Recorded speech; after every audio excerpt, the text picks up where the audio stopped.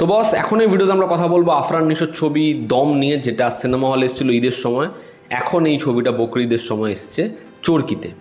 তো কেমন হলো এই ছবিটা? দেখো, আমার বরাবরই আফরান নিশোর কাজ দেখতে খুব ভালো লাগে। সিনেমা হলে আমি সুড়ঙ্গ দেখেছিলাম, বেশ ভালো লেগেছিল। তার দাগি আমি ওটিতে দেখেছিলাম, সেটাও ভালো লেগেছিল। এবং একজন টেরিফিক পারফর্মার, তার থেকে একটা হিউজ এক্সপেকটেশন থাকবে, এটি স্বাভাবিক। এবার অডিয়েন্স যারা তার ছবি দেখা পছন্দ করে, তাদেরকে আমার জিজ্ঞাসা, তোমাদের এক্সপেকটেশন কী লেভেলের?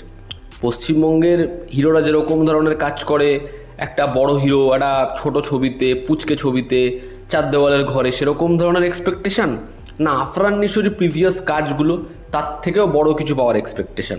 দমের টিজার ট্রেলার দেখে যেরকম মনে হচ্ছিল একটা গোট লাইফের মতো কিছু পাবো, সেরকম এক্সপেকটেশনটা কীরকম? যদি এক্সপেকটেশনটা আমাদের এখানকার এই ইন্ডাস্ট্রির কাজের মতো হয়, তাহলে তুমি দম তার থেকে বেটারই একটু পাবে। কিন্তু তোমার যদি এক্সপেকটেশান আফরান নিশোর প্রিভিয়াস কাজগুলোর মতো হয়, তাহলে দমের মধ্যে সব কিছু থেকেও সেটা কখনোই পূরণ করতে পারে না। দম আমার জন্য একটা ওকে ওকে ঠিকঠাক ছবি, যেটা তুমি একবার দেখলে এবং কিছুটা আশাহত হলে, কিন্তু যা ল্যান্ডস্কেপ, যা পারফরমেন্স, সেগুলো মোটামুটি ভরপাই করলো। কিন্তু ছবির যে গল্প, একটা ছবিতে যে ক্যারেক্টার্স, ছবির যে ইমোশন, সেটা পুরোপুরিভাবে আফরান নিশোর ছবি, প্রিভিয়াস দুটো ছবির ধারে কাছে এই ছবিটাকে রাখতে পারে না। কিন্তু এই ছবিটার মধ্যে পোটেনশিয়াল ছিল। এই ছবিটা হয়তো সব ছবিকে পিছনে ফেলে অনেক অনেক এগিয়ে যাবে। ছবির গল্পটা আমি একটু করে বলছি। এখানে আফরান নিশোর যে ক্যারেক্টারটা, সে যাচ্ছে পার্টিকুলার একটা জায়গায় বিজনেসের জন্য। সে যে এনজিওতে কাজ করে, সেখান থেকে তাকে পাঠানো হচ্ছে। এবার সে যখন সেখানে যাচ্ছে, সে একটা টেররিস্ট গ্রুপের আওতায় এসে যাচ্ছে এবং তাকে কিডন্যাপ করে টাকা চাওয়া হচ্ছে। সে কি সার্ভাইভ করতে পারবে? সে কি পারবে নিজের পরিবারের কাছে, কাছের মানুষের কাছে ফিরতে? এই নিয়েই ছবিটা। এর থেকে বেশি জানতে হলে তোমাকে চরকিতে গিয়ে এই ছবিটা দেখতে হবে। ছবির পজিটিভ দিক, নেগেটিভ দিক, আমার কাছে এই ছবির জন্য কিছু পজিটিভ দিক রয়েছে এবং বেশ কিছু নেগেটিভ দিক রয়েছে। প্রথম পজিটিভ দিক হচ্ছে আফরান নিশোর পারফরমেন্স। সে ছবিতে আবারও খুব ভালো কাজ করেছে। ইমোশনাল সিন হোক বা তার ক্যারেক্টারের নিজের জন্য লড়াই হোক, তার ভেঙে পড়া হোক, বা বারবার তার যে উদ্দেশ্য সেটা বোঝাতে চাওয়া হোক, বা এই ক্যারেক্টারটা কিছু জানে না, একটা নিষ্পাপ মানুষ, তার দিকটা যখন তুমি বুঝতে পারবে, পারফরমেন্স তোমার ভালো লাগবে। বা একটা প্রাণীর জন্য তার আর্তনাদ, তার পারফরমেন্স খুব ভালো। ছবির একটা ইন্টারভেল পোর্শন রয়েছে, যেই জায়গাটায় আফরান নিশোর পারফরমেন্স দেখবার মতো। সে খুব খুব ভালো কাজ করেছে। একটা পোর্শন রয়েছে যেখানে তার জামা কাপড় খুলে দেওয়া হবে, ঠিক আছে? এবার ওই যে জায়গাটা, তার জন্য কষ্ট হবে। সেকেন্ড পজিটিভ দিক হচ্ছে এই ছবির যে ল্যান্ডস্কেপ যা শ্যুট করেছে। দেখো, এই ছবিটাকে ক্রিটিসাইজ করা যায়, এর অনেকগুলো দিক রয়েছে, কিন্তু ভিজুয়ালি এই ছবিটা অনেক অনেক এগিয়ে আমাদের এপার বাংলার যেরকম ধরনের মেইন স্ট্রিম ছবি হয় তার তুলনায়। ছবিটা ভিজুয়ালি টেরিফিক। আফরান নিশোর ক্যারেক্টারটা একদম শেষ ভাগে, যখন সে বেরোচ্ছে বা তারও আগে যখন সে পালিয়ে যাচ্ছে, একটা শট রয়েছে যেখানে ক্যারেক্টার নিজেই ক্যামেরাটা ক্যারি করছে। তার সাথে যখন আমরা পুরোপুরি এক্সট্রিম ওয়াইডে চরিত্রটাকে ওরকম একটা লোকেশনে দেখছি, লেন্স ফ্লেয়ার ঢুকছে, ওরকম একটা রূঢ় ভূমি, তোমরা খালি ভিজুয়ালস দেখো, শটগুলো দেখো। টেকনিক্যালি দারুণ এই ছবিটা, এর ভিজুয়ালস সত্যি অ্যাপ্রিসিয়েট করার মতো। ছবির ব্যাকগ্রাউন্ড স্কোর, ছবির মিউজিক, সেটাও ভালো। ছবির মধ্যে কয়েকটা মোমেন্টস আছে যেখানে ধরো হচ্ছে একটা প্রাণীর সাথে, একটা গাধার সাথেও সম্পর্ক দেখানো হচ্ছে, বা সেখানে হচ্ছে এই যে ঈশ্বরের নাম করতে ওকে একজন বলে এবং ওই ঈশ্বরের নাম করে, এবার ওই রক্ষাটাও পায়। ওই যে জায়গাটা, বা মানুষের মধ্যে কিভাবে এই যে একটা পারসেপশন তৈরি হওয়া এবং আরেকটা মানুষ তার একটা অন্য পারসেপশন, এই পারসেপশনগুলো যখন ক্ল্যাশ হচ্ছে, এরকম কয়েকটা মোমেন্টস আছে, কিছু ইমোশনাল সিনস রয়েছে যেগুলো ভালো ওয়ার্ক করে। তো এই ছিল হচ্ছে দম ছবির পজিটিভ দিক। ছবির মধ্যেই যে কবাডি খেলা, এই কবাডি খেলার সাথে নিজের জীবনের লড়াইতে কতটা দম তুমি রাখতে পারছো, কতক্ষণ তুমি এই দম নিয়ে লড়ে যেতে পারছো এবং তুমি সাস্টেন করতে পারছো কিনা, এই বিষয়টাকে যে বলা, এই স্টেটমেন্টটা আমার ভালো লেগেছে। তো এই ছিল ছবির পজিটিভ দিক। এবার যদি ছবির নেগেটিভ দিক বলি, ছবির প্রথম নেগেটিভ দিক হচ্ছে এই ছবিটা শুরুতেই প্রবলেম দেখাচ্ছে এবং তারপরেই খুব সহজেই সমাধান দেখাচ্ছে। এটাই ছবির সমস্যা।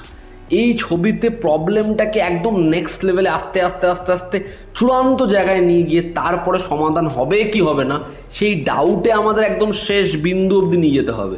তাহলেই এই যে সারভাইভ করাটা ওর, সেটা ভীষণভাবে ফিল করা যাবে এবং তখনই মনে হবে ভাই এই চরিত্রটা এখান থেকে যেন বেরোতে পারে। ওর জন্য আমার কষ্ট হচ্ছে, কারণ আমি ইমোশনালি কানেক্টেড। এই ছবিতে হতে হতো ওটা, কিন্তু ছবিতে সেটা একেবারে হয়নি। এই ছবির যে উদ্দেশ্য সেটা হয়তো লেখায় খুব ভালো ছিল, কিন্তু প্রপারলি সেটা এক্সিকিউট হয়নি।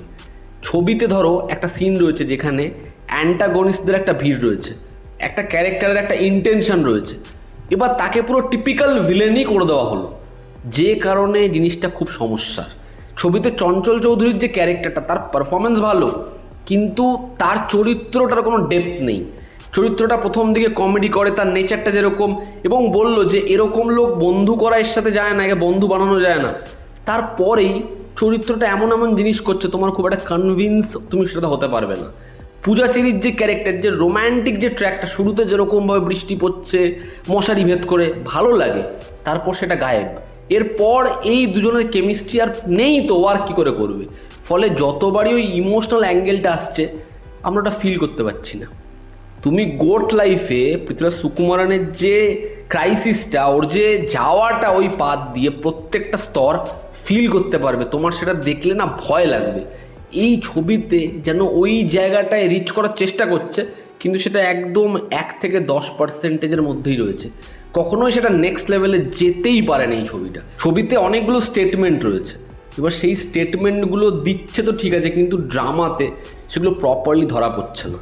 একটা বাচ্চা মেয়ের জন্য কষ্ট, একটা গাধার জন্য কষ্ট, সেই গাধাটাকে অন্য একটা রূপে দেখা, তার জন্য যে কখনো লড়তে পারে না সে বলছে আমি লড়বো, আবার সে যখন ভেঙে পড়ছে যেন আর কারোর সাথে এরকম না হয়। অনেকগুলো মোমেন্টস আছে, কিন্তু সেগুলো ওয়ার্ক কখনই করবে যদি ছবির রাইটিংটা এরকম হতো যে গ্রামটা দেখিয়েছে, এই গ্রামের খুব নিকটবর্তী এরিয়াতেই ওকে রাখা হয়েছে। এবার রোজ এই বাচ্চা মেয়েটাই ওকে জল দেয় একদম শুরু থেকে। এই গাধাটাকেই ও অন্ধকারের মধ্যে থেকে রোজ দেখতে পারে ওপরে বাধা রয়েছে। এবার যখন পরবর্তী সময় এই জিনিসপত্রগুলোই আসছে ফিরে, সেগুলো না অন্য লেভেলে হাই দেবে, সেই ইমোশনটা অন্য লেভেলে ওয়ার্ক করবে। এবং ছবির একদম ক্লাইম্যাক্স পোর্শন, যেখানে হিরো ভিলেনের ফাইট হচ্ছে, খুব আনওয়ান্টেড মনে হয়, খুব জোর করে মনে হয়। তো যেরকমভাবে আমি বললাম সমস্যা দেখানো, ঝপ করে সমাধান, সেটা ছবির ক্ষেত্রে খুব তাড়াতাড়ি হয়। ছবির যে রান টাইমটা খুব রাস্ট ফিল করায়, এবং সেখানে রিপোর্টার, পলিটিক্যাল যে এনভায়রনমেন্ট, সরকারের যে কাজ, সেগুলো গল্প থেকে উধাও, সেগুলোকে একেবারেই এস্টাবলিশ করা হয়নি।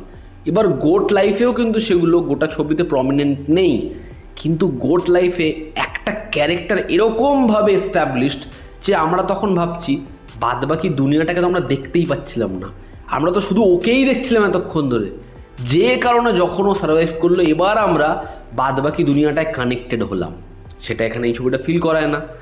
ছবির যে অ্যাকশন সিন, ছবির যে ব্লাস্টের সিন, ছবিতে হুট করে অ্যাট্যাক হচ্ছে, কিছু জিনিসপত্র ঘটছে, সেগুলো তোমার ভীষণ কনভিন্সিং মনে হবে না। তো ওভারঅল দম ছবিটা আমার জন্য একটা ওকে ঠিকঠাক ছবি। আফরান নিশোর পারফরমেন্স ভালো, তবে তোমার এক্সপেকটেশনের উপর ডিপেন্ড করছে এই ছবিটা তোমার কেমন লাগবে। তোমরা যারা দেখেছো তোমাদের কি অপিনিয়ন জানিও। জনতা আমাদের পাশে আছে, আবার দেখা হচ্ছে, টেক কেয়ার।